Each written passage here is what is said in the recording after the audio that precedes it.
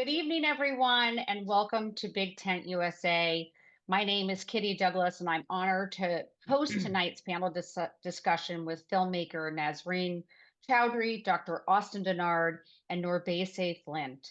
Our Big Tent friend Katie Couric is here to moderate this critical conversation. At Big Tent USA, we put democracy over partisanship. I'm so honored to introduce our speakers tonight. Nazreen Chowdhury is a UK-USA filmmaker who left the pursuit of medicine and a brief career in politics after her first foray into screenwriting garnered her a Focus on Talent award with DNA Films. Based in LA, Nazreen works extensively across film and television as a writer, producer, and showrunner. Nazreen's directorial debut, which many of you watched tonight, Red, White, and Blue, which she also wrote and produced, so she's officially a triple threat, earned her an Academy Award nomination at the 96th Academy Awards. Austin Denard, who is returning to Big Tent for a second time, is an OBGYN from Dallas, Texas. She might not be with us because she is making dinner for her children as we speak right now. Dr. Denard had to leave Texas to receive abortion care after learning she was carrying a fetus with anencephaly, a fatal condition in which the skull and brain do not fully develop. She is now a reproductive rights activist. And in addition to that, to being a clinician, a reproductive rights activist, she has served as clinical professor at UT Southwestern Medical Center. Nurbase Flint is president of All In Action Fund, working to achieve abortion justice and build the political power of voters of color. Prior to coming to All In Action Fund, she was the senior director of Black engagement at Planned Parenthood Federation of America. Nurbase is founding member of Trust Black Women, a national coalition dedicated to increasing respect and support of Black women, and is one of the founding members of Black Women's Democratic Club.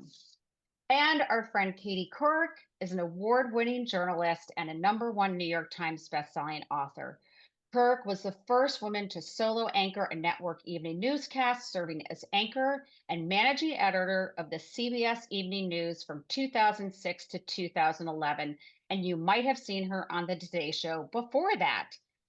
In 2017, she founded Katie Couric Media, KCM, which has developed a number of media projects, including a daily newsletter, Wake Up Call, which I read every morning, a podcast, Next Question, which I highly recommend, and a digital video series and several documentaries. You can find it all at katiecouric.com. I want to thank Nazreen, Dr. Denard, and Nurbase for coming to Big Tent USA for tonight's important panel discussion. And of course, thank you to Katie for coming back to Big Tent, and I yield the floor to you. Thank you, Kitty. First of all, thank you everyone who's joining us tonight. This is such an important conversation, and I'm looking forward to hearing your questions. You know, this was a really meaningful experience for me when I conducted a panel after a screening of this film in Sag Harbor over the summer. I still want Nazreen to help us figure out how we can get more people to watch this movie because it's so beautifully done. As Kitty said, nominated for an Oscar. It should have won, in my opinion. And I'm really looking forward to this conversation. So thank you. I kind of feel everyone out there, even though I can't see you. So Nazreen, I wanted to start, obviously, with you as the filmmaker of this extraordinary movie. Tell us what inspired you to make this just 1 month after Roe v. Wade was overturned. Well, thank you. Can I just start by also saying thank you to you for being here, Katie, and doing the panel at Sag Harbor, to Big Tent, and to Nurbase also for being here, and the incredible team that you have that put this together. I do want to give a quick big shout out, if I may, to Level Forward and 5 women who have become part of my elephant herd. There are many people to thank, but if you have seen the film, you'll understand that reference. Adrian Becker of Level Forward, Carmelin P. Malalis, Jennifer Dana, Lauren Bracco, and Catherine McLeod. These are women who are really the wing beneath wind beneath the wings of the film in this next impact campaign phase that we have. And in fact, I wrote it, I think it was about 2 weeks after the Dobbs decision in 2022. And I am the mother of 2 children myself, 2 daughters who will be inheriting this legacy. And, I think if you watch the presidential debate, we heard Kamala Harris, the vice president, speaking very powerfully about women bleeding out in parking lots. Well, I was one of those women bleeding out. Luckily for me, it was in a hospital under the medical supervision where I had 8-hour life-saving surgery to save my life, without which I would not be around to be a mom to my 2 daughters. So, I've started to really think about these very loaded and binary terms we have: pro-choice, pro-life, and what these things mean. Pro-choice, well, that's having access to healthcare and being able to choose to live and survive, which ties into the whole pro-life of it all. Like, I would say I'm pro-life again, pro-life just as much as anybody else. And so, I was listening to the news cycle and I turned to, really the medium in which I understand the world around me and the people that inhabit it. And I felt so badly for all the people who are not empowered with a platform to tell their stories. How could I tell a story that really covered the range of why someone might need this? And then when you understand what the story is, just really examining the depth and breadth of the egregiousness of all of this. And I think I might have told you this story when I met you at Sag Harbor, of reminding myself of Elizabeth Taylor, who is another Brit, but who made America her home like I did. And during the AIDS epidemic, she was so infuriated by everything she was seeing in terms of the lack of care for that community, that she turned around and said to herself, "Bitch, do something yourself." And that was really my words to myself is, there's no point feeling powerless. Let me tell a story that connects people, builds a bridge to our humanity, is something that transcends politics, hopefully, and really to riff on a term that's being used by the very people who are restricting our bodily autonomy. I think I just simply needed to make abortions legal again. Let's talk about, I know not everyone on this call has seen the film, but I think it's important for us to say there is a gut-wrenching turn of events, and in the film itself. And I'm wondering, Nazrin, if you can talk about whether you were influenced by real life events in terms of that. I'm trying not to totally give it away, but I also No, I think. think we should be able to give it away. And I'm sorry to the people who haven't been able to watch it. And, I think the film is very powerful once you've watched it, and you'll then be able to have the context of that And for I this. have to say, Nazrin, I was going to say, I watched it for a second time in the theater at Sag Harbor, and it was just as impactful as it was the first time. Everyone kind of gasped when that happened. But tell me why you made that decision, and was that the plan when you sat down to write this movie? Yes. And so if we're able to go into the spoilers of it all, and apologies to anyone who hasn't seen it, but hopefully, as Katie said, the impact will still hit you. We have this young mom from Arkansas, and that she's, uh, living off of a paycheck. We all know that many Americans actually don't have rainy day money.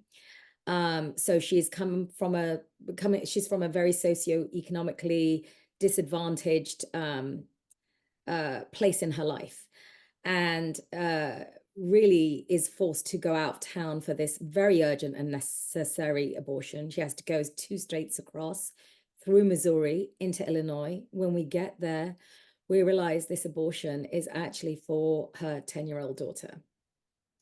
And yes, there was a news cycle right after the Dobbs decision, in which a 10-year-old was traveling from Ohio into Indiana. And, I think I was so upset and infuriated by the fact that this child had egregiously had her choice taken away from her once already by what happened to her. And now again, the choice to get that health care that would deny her a life. I mean, thank God for the medical team that was able to help her out. But sadly, this isn't an anomaly. These cases happen more often than we think. And actually, shortly after I made this film, I read about a case in Mississippi where the mom was not able to get that healthcare for her daughter. And they are not, recently we screened in Arizona to evangelical church leaders and the church community.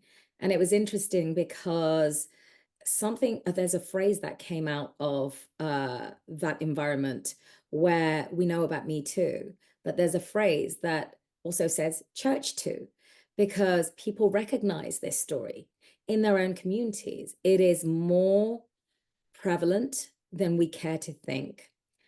But what I really wanted to do, I know people talk about, oh, well, let's not talk about the exceptions and these heightened cases that are not the norm. Sadly, they're more common than you think. That's number one.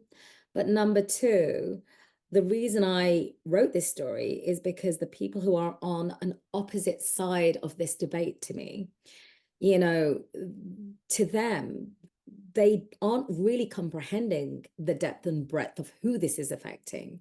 And for me, it felt like if I could open up their eyes and ears and build their compassion for this child, maybe there's the movement there to then open yourself up to think about all the reasons why, which are portrayed in the film itself, when you're thinking it's the mom who's looking for this healthcare herself, all the reasons why she could need that healthcare. To me, it's been so meaningful to just be able to land that script, land it in the actuality of the film, and have people say to me, thank you for making this film, it changed my mind. Or thank you for making this film, this was my story. And while it took me back to a dark place, it reminded me of the women who were around me that supported me, and it allowed me to shine some light back into my life by remembering this dark period, but not having to block out all of it and remembering the people who are around me. Somebody else who wrote to me and said, I'm the lone voice in a Republican family in a red state, and I have been for the last decade trying to argue with them about protecting reproductive rights and speaking up for women, and they've never really understood it until I showed them your film. And really, for me, this is a conversation starter. And the conversation needs to continue into people's homes. I think this is a film that allows people, and it's happened even with members of our cast. One of our cast members told me that she has never spoken to her sister about this topic before until our film. And it really opened up an ability, because they were on different sides of that debate. But somehow the film has enabled a conversation to happen. And I think I'm really grateful for that, because the truth of it all is two things, really. Making abortions illegal won't stop abortions happening. It would just make them unsafe. And everybody knows somebody who has had an abortion. And if you think you don't, you do. It's just they may not feel safe enough to tell you what they've had to go through. So if this is a way of opening up a pathway to a dialogue towards meaningful change, which actually starts in our homes. I know we're talking about the ballot box, but it actually starts in our homes, in our own communities, and then can translate into the ballot box thereafter, because we just need to see each other as human beings deserving of compassion and walking a mile in someone else's shoes. Well, I think you were so successful, Nazrin, in doing that. I thought Brittany Snow was just extraordinary in the film. Her daughter, someone asked, is the victim of a violent crime. And she is raped in her home by an intruder. It's not really clear, but she was victimized. And that's really, someone asked, how did the young woman, the Well, daughter. actually, it's just as easily could be someone that she knows, which is Yes, very true. common. And Yeah, you're the right. police are actually there because a crime has happened, whether you know someone or not. And Yes, to me, you're it was really right. That's a important good not to point. focus. Yeah, and it was really important for me to not focus on how did it happen and why, because at a certain point, it doesn't matter. It's happened. and now she has to face the consequences. So you can draw whatever conclusions you want. I certainly know what the story is for me, but to me, that's not where the focus is. It really is about, this has happened and now what? And isn't it awful this has happened? Why does this young woman have to deal with this other issue? Is Dr. Denard, is Austin with us, or is she still, she might be, I think she's still busy, okay, Katie. that's okay. Oh no, I'm she's happy to move here. on. She's Oh, here. there you are. Hi, hi, Austin. Austin, you all has 3 children under the age of 5, and her husband had a flat tire, so she's been a little, and she's an OBGYN PS. But Austin, Dr. Denard told me I could call her Austin. She's a 6th generation Texan. And I think everyone remembers that period where we started hearing the news that Roe would be overturned. Of course, there was a leak and then the actual overturning of Roe. And you were impacted in, I think, the most profound way, both as a doctor, obviously, and an OBGYN at that, and as a patient. Can you share your personal story with everyone here tonight, Austin? Yeah, sure. Thank you so much. And my toddler is on the toddler. Actually, do you have a Madeline? Are you good? Okay. There was a sharp object in the kitchen, and I didn't want the 1-year-old getting it. But Well, that takes priority. yeah. So my story, I'm an OBGYN. I'm a mother of 3. I live in Dallas, Texas. Madeline, can you get him? Yeah. I live in Dallas, Texas. And, in Texas, even before the fall of Roe, we were practicing under incredibly strict abortion restrictions. So it was something that I was experiencing in my training, my entire medical school and residency training, because I trained in Texas and went to med school in Kansas, where there was also many significant abortion restrictions there as well. But when SB 8 happened in Texas in 2022, that's when the vigilante laws came out. That was essentially, the equivalent to the heartbeat bill, where it didn't matter if you were raped. It didn't matter if you had a pregnancy with a fatal fetal diagnosis. It really just didn't matter at all. In fact, if you started talking about abortion, if you said the word abortion, if you tried helping a patient get access to care, there were vigilante laws that you could essentially get taken to jail and to have your license revoked and be fined thousands and thousands and thousands of dollars just for aiding and abetting. So it was a new level of abortion restriction in the state that really paused any sort of care that we could give, and induced so much fear and hesitancy in physicians that you really started to see an immediate enormous impact on patients. So I was back in 2022 grappling with this as a physician, even before Roe fell. And then when my husband and I decided that we wanted to be pregnant again, we had to come up with a plan of what would happen if we were in a similar situation where we needed to access abortion care. Of course, never thinking that we would actually need to do that. But you should mention, Austin, that there was a reason why, I mean, you had reason to be concerned because of some past unsuccessful pregnancies.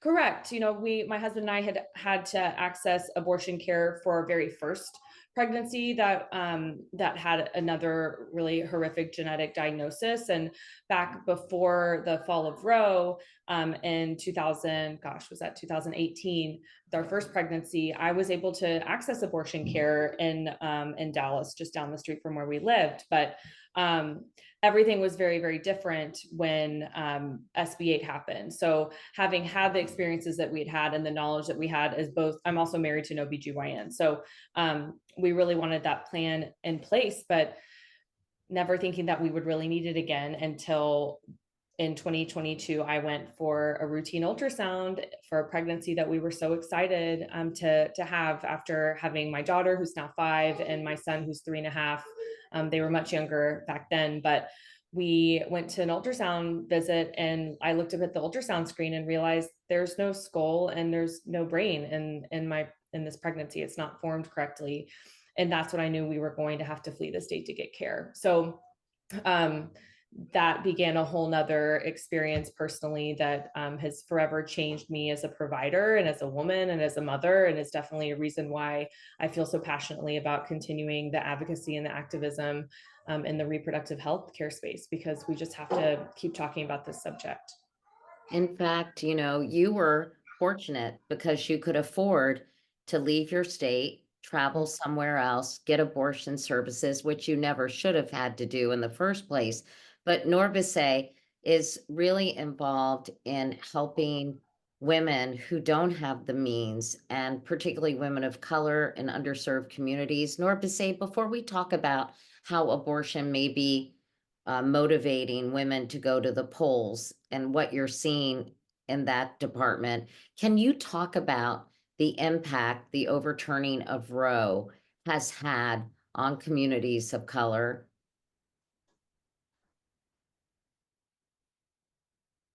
Uh-oh. Are you Norbise? frozen? No. Oh, there you are. So Oh, you're muted. sorry, my internet just froze. Oh, no, You're it's good okay. now. You're back.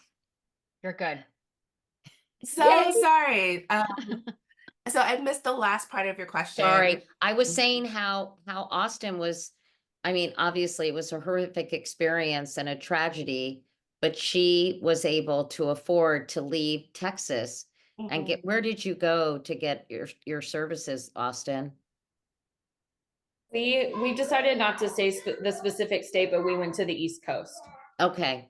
But I was saying, Norbise, that you work with women and communities of color who have been disproportionately impacted by this Supreme Court decision. And I wanted you to explain that.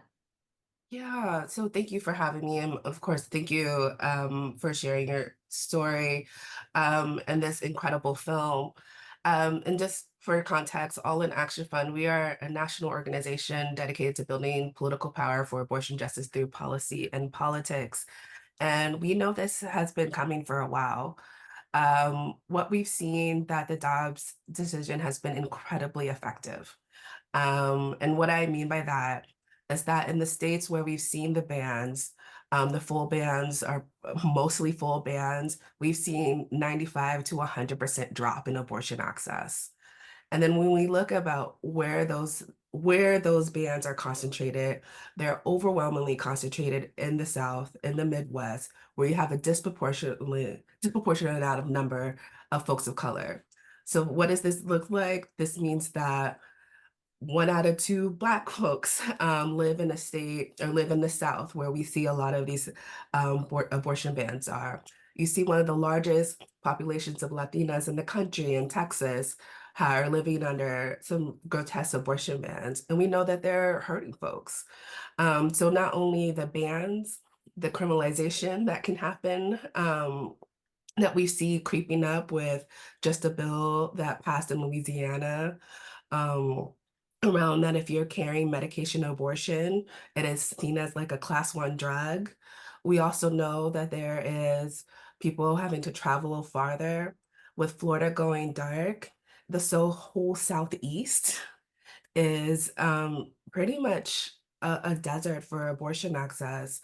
And what that also means is that we see not only people having to go further for abortion care, but you see when you look at maternal mortality rates, which is something that is incredibly um, egregious numbers that we have in the United States already, we've seen an uptick in them, particularly in Texas. And so these abortion bans are having an incredible impact on people's day-to-day lives to choose or to figure out or decide if, when, and whether to have family. And I know that 10 states will be voting on abortion ballot measures next month: Montana, Arizona, Missouri, Nebraska, Colorado, Florida, Maryland, Nevada, New York, and South Dakota. Can you give us an idea, even though I'm sure they're different in each state, sort of overall what these states will be deciding? Yeah, so they're different. The ballots are different from each state. And so it's everything from just getting a straight up codification that you can get like some type of service, and to not only service, but being able to afford the service with coverage, right? Because before Dobbs, we also had the Hyde Amendment, which is still intact, which means that if you are covered by the federal insurance, which is our military, our folks who are in the Indian Health Service, our federal employees, they actually don't have coverage either in terms of abortion access. And so some ballot measures are looking to go a step further and really start looking at the bold policies that we need for what it means to have abortion access that's affordable, available, and accessible. What we also see is that people are fired up and then really excited about voting on this issue. We have done research and messaging and all the other pieces and tests and polling. And time again, this is a top issue, particularly for women who are saying, we want to be able to decide our futures and our families. And this is why we are coming to show out. It is because of abortion access. And do you feel that that enthusiasm or that passion for voting on this issue has waned at all, or is it still as strong as ever? We've seen it as strong. I mean, we will see in 14 days what that actually plays out.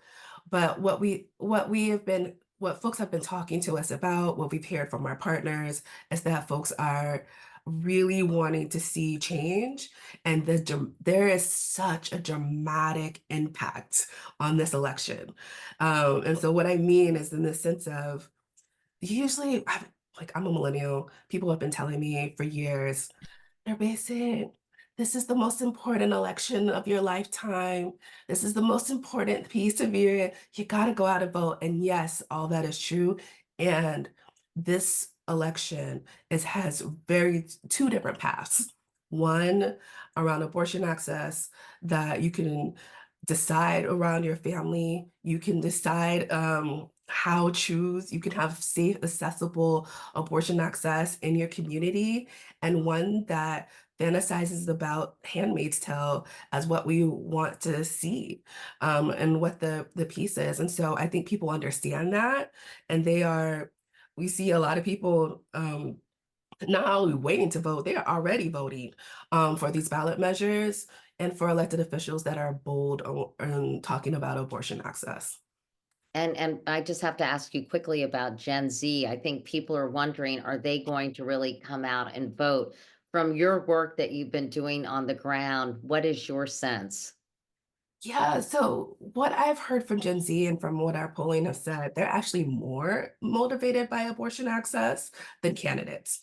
And so the issues, whether it's abortion access or climate change or gun control, is actually what's bringing them to the polls rather than the candidates themselves. And so we think that Gen Z is going to show up and show out. Again, the proof is in the pudding in 14 days. I was gonna Um, say but from your lips to God's ears, but yeah. let me ask Austin about the impact. We just heard about obviously how this is impacting women of color in particular, and curious what you've seen in Texas about maternal mortality rates and some of these things, and just tr stories of these women who are just caught in these untenable situations as our protagonist in the film was. Yeah, I mean, I always say I have an extreme amount of white privilege, so I was able to access care. I'm the best case scenario. I mean, can you think of a better best case scenario other than a privileged white OBGYN who knows exactly what their diagnosis is, has friends across the country who can help them access care through knowing people within the medical community. I mean, I really had everything going for me, but it really doesn't reduce the amount of pain and suffering that comes with having to leave your home and get on an airplane and go receive a procedure from a complete stranger in a city that you've never been to.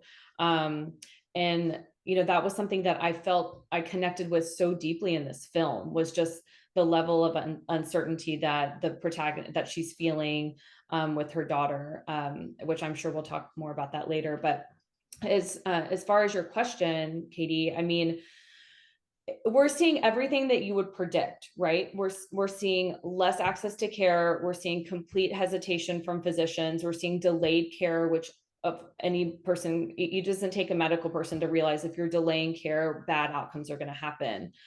Women are getting sicker, and the infant mortality rate has increased, right? I mean, this isn't surprising. If you're forcing women to be vessels and you're forcing them to carry pregnancies that are never going to survive outside their womb, of course the infant mortality rate is going to increase, because these babies, they suffocate in the arms of their parents after they are born. It's just absolutely tragic, and it's just so painful and unnecessary.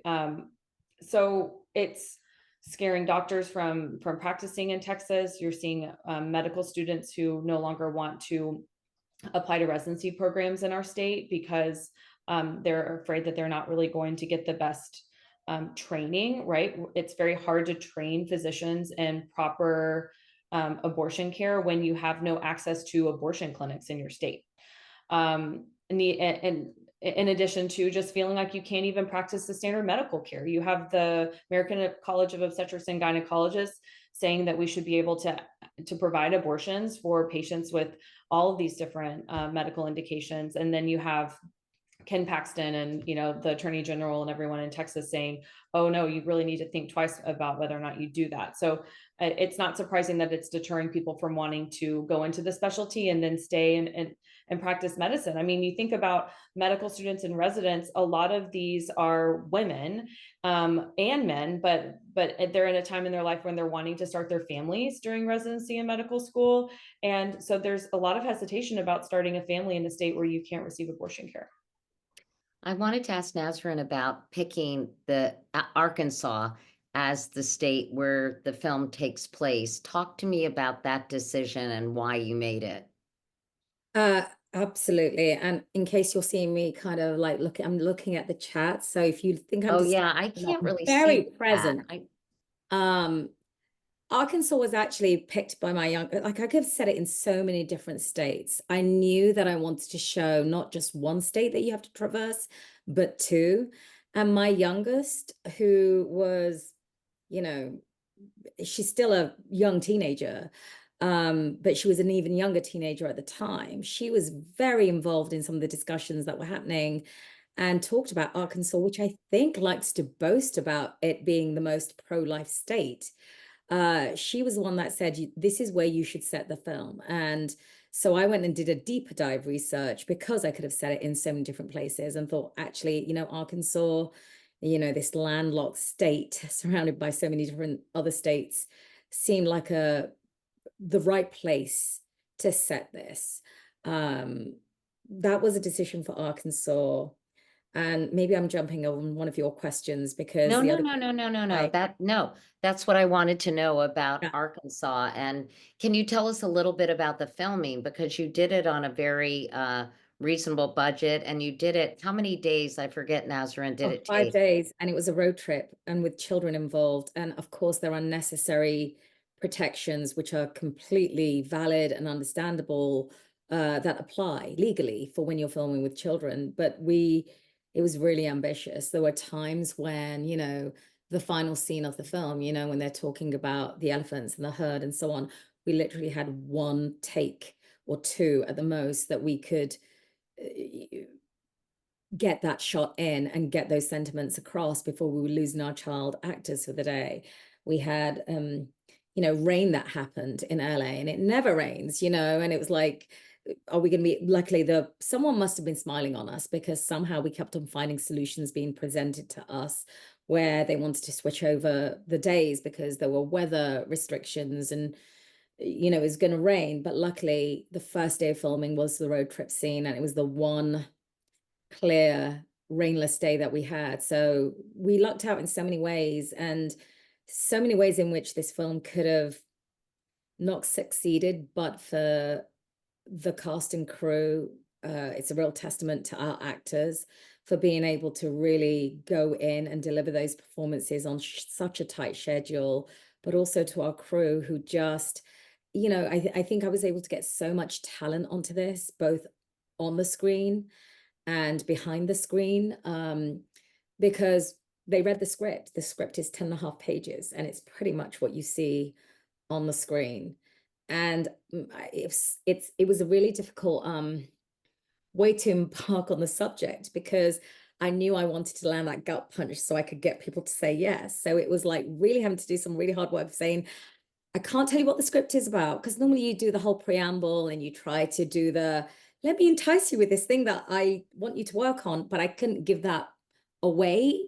I needed people to read the script and get the same gut feel, the visceral moment, you know, of that on the page, which hopefully then translates onto the screen. And I think, you know, I was really lucky that Brittany Snow read that script, and at the moment that turn happens, she said she's never read a script before where her entire body turned to ice. So yes, there were challenges around, you know, making Los Angeles look like Arkansas. The rain actually did help us, even though it was difficult in other ways. But we just had to do what we had to do. You know, we still had COVID restrictions and all of that in place, Right. and logistically it was impossible. I would have loved to actually have filmed this in Arkansas. But you know, here is where the talent was to be able to do, for us to be able to do it on the budget that we had. I wanted to throw a question out to Austin and Norbise, just because I wonder how you feel about this. There seems to be within the choice community, if you will, kind of the idea of a rational abortion or a good abortion versus a bad abortion. And, you know, obviously, a 10-year-old child is sort of undeniably important, but is something being lost here in the conversation about women for whom a pregnancy is simply not wanted, or is the wrong time, or they have children already? In other words, what might be demonized by opponents of choice. And I'm curious to get your take on that. Yeah, I'm always very sensitive to this subject, and I'm really glad when people bring it up, because within the pro-choice movement and group, there has been some criticism over, are we talking about good girl abortions versus bad Right. girl abortions? Like, you know, the other plaintiffs in the lawsuit that I participated in against Texas, like, were we all just a bunch of like good girl abortions that were trying to help the movement in a way that was overall not productive? And my argument for that is, I, of course, personally feel that any woman should be able to get an abortion for a pregnancy if she needs or wants one. But situations like mine, situations like what are in the movie, I think for people who haven't really sat down and internalized and dissected what it could potentially be about abortion that makes them uncomfortable, situations like this can help bring that conversation up to the surface, because it is all of our own responsibility to sit and think about abortion and dissect why we could potentially have internal biases about it. What is it? Is it our upbringing? Is it our religion? Is it society? Is it the state in which you've grown up in, where there already have been restrictions on abortion that just you've internalized your entire life and maybe helped form your opinion about abortion? What is it that makes you feel uncomfortable about it? Because if we are being realistic and we think about our bodies and how many times your heart is beaten in order for you to be sitting here right now, and how many steps your feet have taken on this earth for you to be able to do all the things and that you've been able to do in your life, like how your body has served you in this world. And then to think of a situation where someone externally is saying, your body, that vessel that has catapulted you into your life, you're no longer in charge of and you have no autonomy over, is a really jarring thing to think about. So what I like about stories like ours is that it brings a conversation to the table, and it helps the discussion of, if these restrictions are in place, then the bottom has fallen out. and even victims of rape, even victims of Incest or horrible violent medical crime. situations are still needing care, and those individuals are still not getting the care. And it really should be our country's obligation to provide bodily autonomy and support for the most vulnerable. So that's my argument. Yeah, And go ahead, Norbese. just to add, I think one of the pieces we keep repeating is that we don't know the circumstances in which why the decision is being made, and which is why we need to leave it up to people and their family.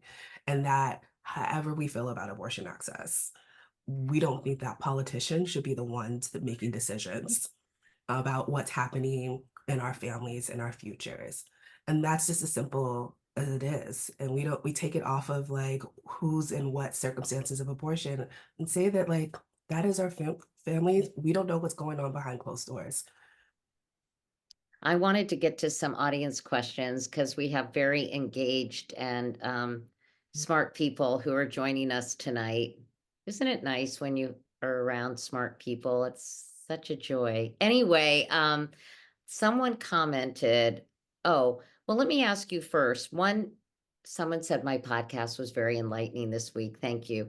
But I did talk about late stage abortions and how they are really being used to frighten people in this country. And I thought, Austin, you would be the perfect person to help explain how the right is using quote unquote late stage abortions to manipulate voters or even after birth abortions. And I think they are conjuring up these terrifying scenes, and it's very upsetting for people to even kind of talk about it, but they're not telling the truth about these situations, are they? I mean, no, of course not. So late term abortion is not even a medical term. This is a term Right. I'm glad you pointed that out. that was created by the antis to do what they do time and time again, which is to spread misinformation and to scare individuals and to describe abortion in ways that it really isn't in practice in real life. So abortions that are happening after that anatomy scan, which is at 20 weeks, are, you would have to ask each individual politician what they think a late term abortion is, because of course that's not a medical term. But I listened to Pete Buttigieg speak about this once, and I think he said it so beautifully. You have to think about these situations where these are pregnancies.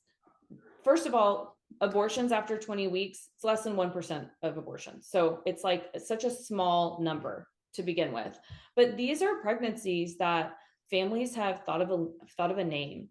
They have had baby showers. They've set up the nursery, and they are going to their doctor and receiving some of the most catastrophic, heartbreaking, change your life forever type of diagnosis. And to even think that any of us would know what that feels like, and that we as an external person should be making decisions and judging the need and decisions that they are having in the privacy of their family with their provider is just so wrong and so intrusive that we really don't have any place to say about what they should and should not be doing. So again, it goes back to the question of we shouldn't be asking why and judging like, whether or not, do you have a good enough reason to be going through this, and really realize that these are horrible, catastrophic situations usually. So, or yeah, always. and one, if I could just add that Please. usually a medical decision that's made because it's either going to be detrimental for the mother's life or the child's life, and sometimes even both. And I speak as someone whose mother had multiple miscarriages, and a stillborn child. And I myself, Dr. Dennard, when you were talking about people who have thought about names and so on, I actually took my 2 children in for my scan, thinking it was going to be such a warm and lovely moment to share with them, to have this third child, and they would be there part of that moment. And I didn't know how to explain it to them, why, mommy wasn't happy anymore and why mommy was crying. And then I tried to go home. I was given the medication for you to naturally miscarry, and it couldn't happen. It just wouldn't happen. And at a certain point, if I was not able to get the abortion that I needed, which by the way, is a very loaded term for no reason whatsoever. And as a doctor in Arizona recently reminded all of us, is like that term, there's such a thing as spontaneous abortion, which Dr. Stannard, I'm sure you know that's a term that the medical profession uses, where your body decides that it won't carry and spontaneously carries out that procedure. So there's many different ways in Then which if you can't get a DNC, Nazarene, you can go into sepsis, right? this Austin, I mean, sepsis, exactly. And for me, in 2012, the year that I arrived in America, and I always say, don't let my accent fool you. I am an American citizen here who can vote and raising 2 children. In Ireland, this poor woman was not able to get what she needed, and she died of sepsis. That would have been my fate too.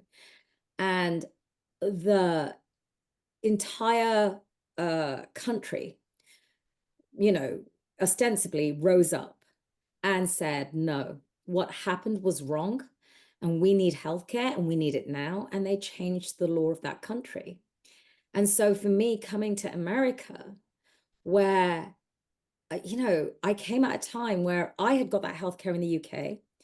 And I certainly thought that healthcare would be afforded to me and my children, who will inherit this legacy for a long time to come. For them to have less rights than me is crazy. I wanted to ask a question. Norbese, I wonder if this is a good one for you to answer. Someone said, and I'm not sure about this either, although I think I know. Can you help us understand what it will take to overturn the Dobbs decision? When Harris wins, what is, or if Harris wins, depending on how you're feeling about the election and what you're thinking, what is the realistic timeline for change, and what does that look like in the states with restrictive laws? Yes. Okay, so this is where I get a little nerdy for a second. Oh, please, nerd out on us. So the most straightforward way requires actually Congress. And so not only do we need Harris in the White House, we need a Democratic House and Senate in order for us to bring a bill. If that also happens, we also need to get rid of this little thing called the filibuster, because there is not a world that we're going to get to 60. And so not only a trifecta is needed, then there also needs to be something that either breaks the filibuster for good or breaks it for abortion access. And so those are the pieces that are needed. Congress needs to hand Harris a bill in order for us to be able to make abortion access the law of the land. Now, with that being said, that actually can happen pretty fast if we get the political power to do so. But that is the political power that we need to have and build. And particularly, I want to emphasize this point because we cannot take our foot off the gas, because we still do have a court that is not doing very court things, I would say, to say it nicely, but we still have a Supreme Court out there that can actually still mess with it, even if we pass a piece of legislation. So that means that not only do we need to keep a bill, like we build the political power, we need to continue to organize to make sure that we are able to keep applying pressure to elected officials to remind them that abortion access is something that is a right, and we have the right to deserve to um, decide what happens to our families in our future. Now, I will say quickly, the way to break abortion more is actually quite easy. There are different ways, whether it's Comstock law, which is an archaic piece of legislation that is floating around. There are other ways that we can break abortion without Congress, right? But we're going to need the trifecta to fix it at the federal level. And that would then invalidate all these state laws that have been adopted in the last year or so. Yeah, but I think it's also important while we're having this conversation that we really do need to ask for a bold piece of legislation because abortion access, like Roe was the floor. People still were not getting the access that they need. They still did not have coverage. People still had to travel. We still didn't have enough providers. And so, in this time where we have a space to rebuild what we need to be actually pushing our elected officials for a bold piece of legislation that actually answers all the problems that were um, that happened with Roe that we've seen for years that's happened in the sense since 1973. I thought I would ask Austin this question because you live in Texas. Somebody asked if someone can give Ted Cruz a copy of this movie. But you said someone writes, in the conversations that you have had or heard regarding the importance of a woman's right to choose, what is the most effective way to discuss this topic with evangelicals in a way that can impact how they will vote? So many evangelical women are voting for Trump for this reason alone. Austin, any thoughts about that? I'm sure you have people in your community who probably disagree with you on this issue. Yes. Well, to quote our friend Jessica Valenti, we have to use our activists and advocacy energy. We have to point it in the right direction. So sometimes there will be a group of people that you just can speak until you're blue in the face, and it's not going to change their mind. This is where I do think storytelling is important, and having examples of situations of the horrible aftermath impacts of these abortion restrictions really helps bring this to a different level where you can speak about it in a more human way instead of hypotheticals when you have real life examples about it. But I don't have much advice over talking to people who don't want to listen. But I think when we do come together and we listen to each other, and we realize that we have a lot more commonalities than we do differences, it does help bring us together when it comes Well, to this. also, I was going to say films like this, I think, are a great Exactly. entry point, as you mentioned earlier. Even though, it's one situation, it opens the door to conversation. It puts a human face on a story that is really discussed by pundits on a desk at a cable news outlet. I don't think it just to be able to see these people, to see her counting her change every night with her tips and saving money, it just brings it to life so much more effectively. And I just have it's one of those movies that just stays with you and you just never forget it. And so beautifully done, Nazrin. And as I said, I can recall so many moments from the film. In fact, when you talked about elephants, I just was like, oh God, I remember that moment from the film. But thank you for doing it. And I can't read I know there's a all the lot. all Yeah. the messages, but thank you all for so much for being a part of this conversation. I was really a lunatic about getting this in the Big Tent agenda before the election because I thought it was so important and so powerful. And I'm so grateful you all as panelists added so much to the conversation. So thank you. Yeah, I just want to thank all of you. A lot of women shared their personal stories tonight with us, and we're very grateful for that.